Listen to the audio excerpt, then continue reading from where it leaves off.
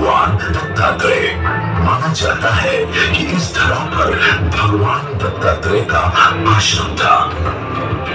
लीला पुरुषोत्तम भगवान श्री कृष्ण ने यहाँ पर ही रहकर द्वारिका नगरी के निर्माण की पूर्व अवधारणा की। इसी कारण इसे द्वारिका का द्वार भी कहा गया।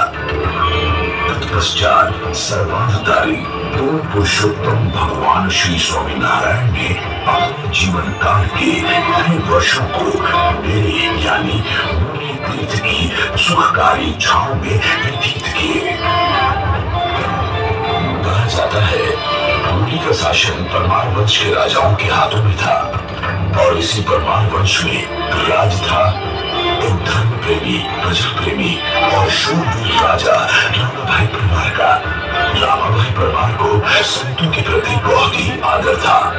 उन्हीं के शासन में मेरे यहाँ अर्थात पूरी धाम में कई संत, तपस्वी, योगी और महात्माओं का आवागमन होता ही रहता था।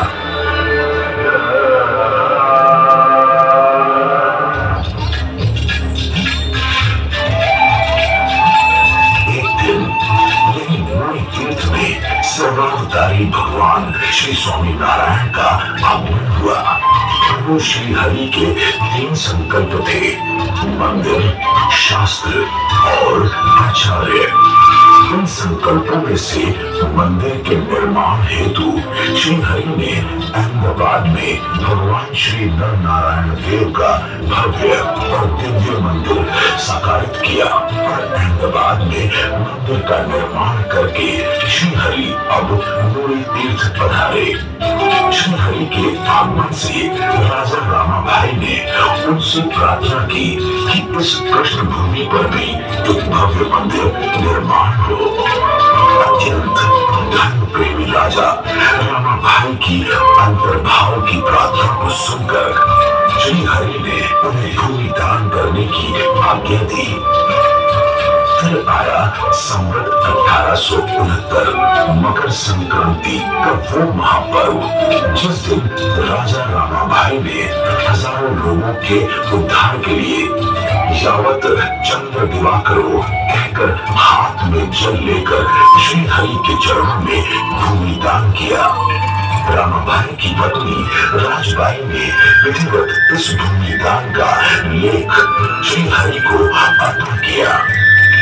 यह भूमि पाकर श्री हरि ने कहा, हमने यहाँ मंदिर निर्माण का संकल्प किया है, जिससे यह धरा मणिपुर वास्तव में सार्थक हुई है।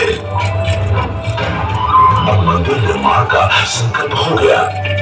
मंदिर निर्माण के लिए भूमि भी प्राप्त हो गई, मगर इस संकल्प को साकारित करेगा कौन? भगवान श्री हरि ने इस महत्वपूर्ण कार्य की जिम्मेदारी सदगुरु ब्रह्मानंद स्वामी जी को सौंपी, क्योंकि ब्रह्मानंद स्वामी में शीघ्र कवित्व के साथ साथ व्यवहार कुशलता, शिल्पकला और वास्तुकला के तमाम गुण थे। ब्रह्मानंद स्वामी ने मंदिर निर्माण का कार्य शुरू किया। आसपास के सभी गांव के हरि भक्तों ने अपने बैलगाड़ियों में दूर दूर से पत्थर लाकर मंदिर निर्माण में अपनी सेवाएं प्रदान की। लगातार चल रहे इस मंदिर निर्माण में एक दिन रुकावट आ गई। ब्रह्ममुनि को मंदिर निर्माण करते समय जिस खदान में से पत्थर मिल रहे थे, वहाँ अब पत्थर नहीं बचे थे।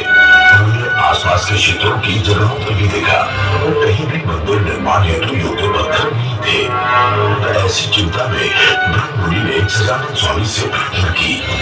भगवान श्री हरि एक गोपालक के रूप में आए और ब्रह्ममुनि को भेड़ासर की बंजर भूमि के पास ले आए, जहाँ पर पत्थरों की विशाल खदान थी और साथ में पीने लायक पानी की वाव भी।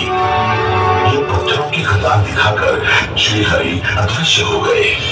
आश्चर्य की बात यह है कि जब तक मुनि मंदिर का निर्माण कार्य चला, तब तक इस खदान से एक ही तरह के और एक ही आकार के पत्थर मिलते रहे। आखिरकार सद्गुरु ब्रह्मानंद स्वामी की कुशलता और शिल्प वास्तुकला की निपुणता के फलस्वरूप साकारित हुआ एक भव्य और दिव्य मंदिर। और मैं तीर्थ बन गया तीर्थधाम।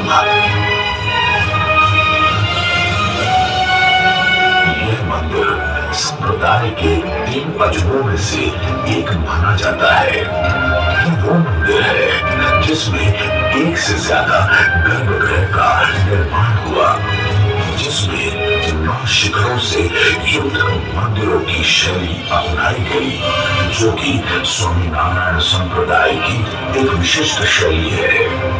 84 स्तंभ होने के बावजूद कहीं भी स्तंभ वेद नहीं है और एक भी स्तंभ का नाम छोटा या बड़ा नहीं है। इस मंदिर के निर्माण करता सदगुरु ब्रह्म मुनि के ऊपर स्वयं भगवान स्वामीनारायण ने अपने हृदय की प्रसन्नता व्यक्त की थी।